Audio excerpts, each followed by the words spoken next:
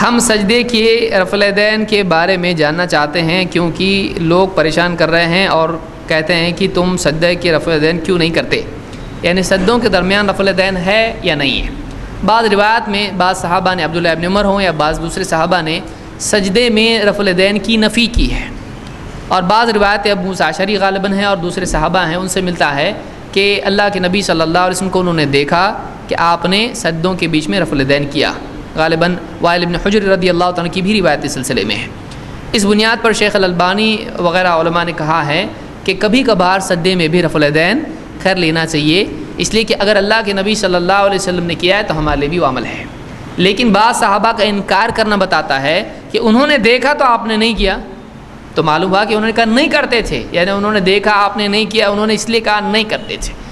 تو عام معمول آپ کا سجدوں میں رفع الیدین نہیں کرنے کا تھا، کبھی کبھار کوئی آدمی دو سجدوں کے بیچ میں کر لیتا ہے، اس میں کوئی حرج نہیں ہے۔ تو یہ اس سلسلے میں مسئلہ ہے۔ ایک اصول یہاں یاد رکھیے کہ نفی اور اثبات میں کیا مقدم ہوتا ہے۔ بعض علماء نے کہا ہے کہ اگر کسی چیز میں انکار ہو اور کسی میں اثبات ہو، نہیں کرتے تھے کرتے تھے، تو اس سے عمل کرنا ثابت ہو جاتا ہے۔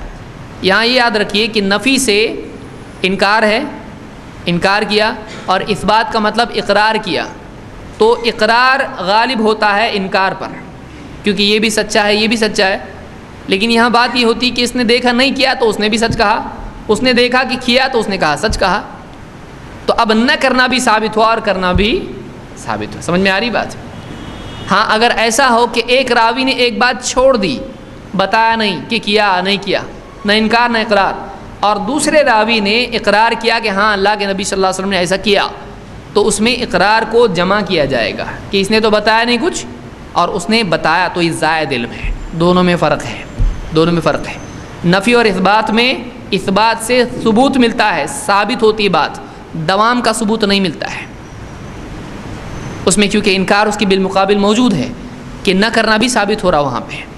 لیکن اگر کوئی بولنا ہی چھوڑ دے، بتایا ہی نہیں کہ کیا کہ نہیں کیا، ڈراپ کر دے اس بات کو، راوی بتائے کہ آپ نے ایسا کیا، تو وہاں پر اس کی بات میں اس کی بات کو جوڑ کر کہا جائے گا کہ دیکھو یہ زیادہ بات آئی ہے۔ دونوں میں فرق ہوتا ہے۔